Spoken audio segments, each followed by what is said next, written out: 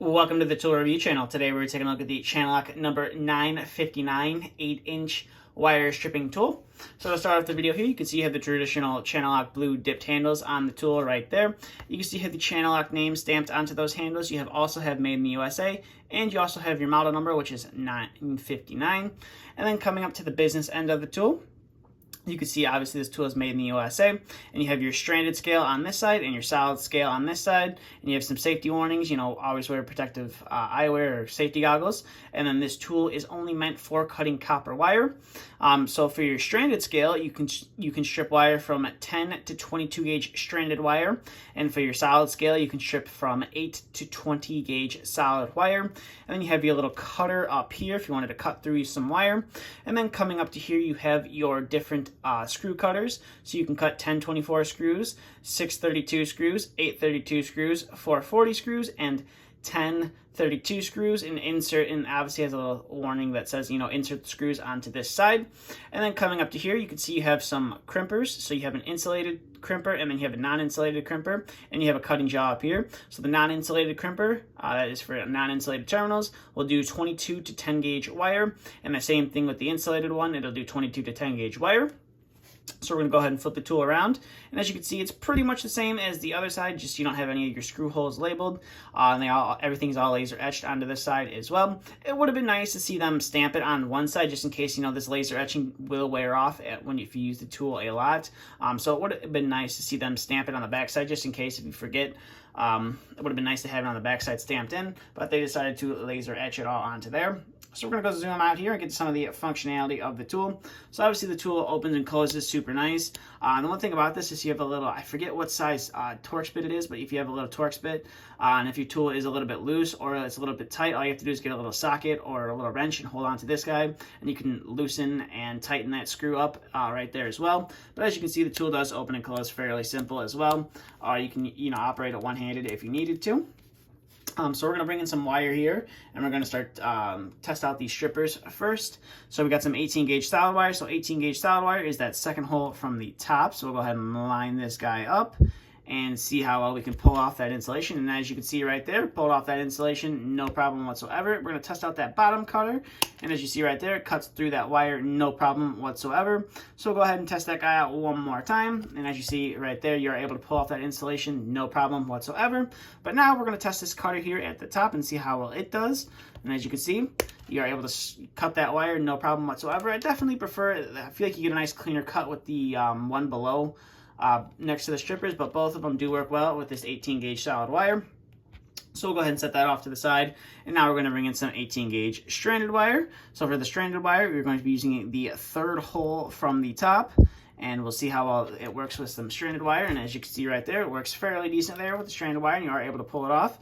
So we're going to start with those top cutters and see how we can cut this 18 gauge stranded wire. And as you can see right there, you're able to cut that 18 gauge stranded wire, no problem whatsoever. So we'll go ahead and line this guy up again, and we are able to pull it off there as well. It's super easy as well. So we're going to go ahead and set that guy off to the side because we're going to bring it back here in a little bit. And we'll get all that stuff out of there, and we're going to move on to our next gauge of wire. So we're going to bring in some 14 gauge solid, or excuse me, this is 14 gauge stranded wire. So for the 14 gauge stranded wire, it's that third hole from the bottom. So go ahead and line that up, and you pull off that insulation, no problem whatsoever. And we'll go ahead and cut that guy off right there. And we'll go ahead and do another strip with that as well. So 14 gauge stranded wire right there. And you are able to pull off that insulation, no problem. And it does do a decent job cutting off that insulation all the way around. Does a nice clean cut. So we'll go ahead and set that guy off to the side. And we'll bring in our next wire, which is going to be some 14 gauge solid wire. So for the 14 gauge solid wire, it is going to be that very middle hole right there. So we'll go ahead and put this guy into there. Cut that insulation, and as you can see right there, you are able to pull off that insulation, no problem whatsoever, and you're able to cut through that 14 gauge wire as well. So go ahead and set that guy off to the side, and we'll bring in our next gauge of wire, which is this 12 gauge stranded wire. So for 12 gauge stranded wire, it's that second hole from the bottom. We'll go on there, and as you can see, we are able to, I pulled off the outer insulation there, gotta pull off the other insulation now. We should be able to pull it off no problem whatsoever. As you can see right there, pulled it off no problem. That first attempt was my error right there, didn't hold the tool tight enough. So we'll go ahead and cut that off, and we'll do that one more time. So go ahead and cut a nice piece of insulation, and boom, pop off that insulation, no problem whatsoever. So we're gonna set that guy off to the side and get that stuff out of there, and we're gonna bring in our final 2 wires. So we have our 12 gauge solid wire. So for 12 gauge solid wire, it's that 3rd hole from the bottom, and go ahead and pull that insulation off, and as you can see right there, pulls off the insulation, no problem whatsoever. So we'll go ahead and cut that guy off, and we'll set all that stuff to the side. Sorry about shaking the camera there. So we're gonna bring in our final wire right here, which is the 10 gauge stranded wire. So for 10 gauge stranded wire, it's that very bottom hole. And we're going to see how well we can strip this 10 gauge solid wire. And as you can see right there, I did kind of damage the wire there. That's my fault, but it did pull off the insulation. So we'll go ahead and do that one more time. We'll go ahead and cut that off, and we'll see how well we can strip this 10 gauge wire. So go ahead and pull it off. Right there, you just put it on an angle, and it pulls off that insulation, no problem. And when you do it right, there's no damage done to the wire. So we'll go ahead and cut that guy off, and we'll put that off to the side, and we'll get that stuff out of there, and then we'll bring our wires back in here. We're going to start off with the 12 gauge solid wire right here, and we're going to see how well that crimper works on an insulated terminal. So go ahead and spin that wire around, and we will throw a terminal onto there. And obviously we're going to be using this top, the second from the top crimper right there. So go ahead and put that guy, get that guy all lined up on there. And we'll go ahead and crimp down on there, get a good amount of pressure on there. And as you can see right there, that terminal definitely isn't going to be coming off of that wire anytime soon. So we'll go ahead and cut that off, and we'll test these cutters here at the top. And as you can see, you're able to cut off that terminal, no problem whatsoever. So that was the 12 gauge stranded wire. We're going to test out this 14 gauge stranded wire right here. So go ahead and twist this wire around, and then we'll get our 14 gauge terminal right here. We'll throw that guy onto the wire. And again, we're going to be using that same crimper as well. I'm going to go ahead and crimp down onto that wire and see how well we did. And as you can see, that terminal definitely isn't going to be coming off anytime soon. And we'll go ahead and use those top cutters again to cut off that wire and send it shooting into the background. And now we'll bring in our final wire, which is the 18 gauge stranded wire, and crimp a terminal onto there, see how well those crimpers work. And we'll just insert that terminal onto there.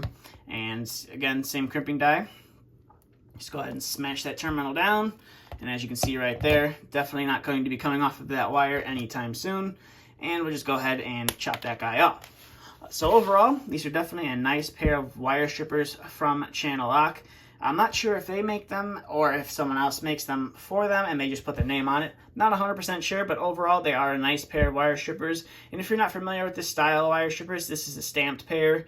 Unlike a forged pair, they just stamp this out of metal, and then they put all the grinds and stuff there for the wire strippers and the screw cutting holes and stuff like that. But overall, these are definitely a nice pair of wire strippers from ChannelLock. It would be nice to see them carry them in some more stores. I think that's been one thing about ChannelLock is they do have a good selection in the store, but they don't have their full selection in the store. So it would be nice to see them expand, some of their in-store collection. I know you can find it at multiple retailers. It seems like every retailer you go to carries some ChannelLock product. It's definitely not all the same, but it can be different. But that being said, I will leave a link to the product page for this.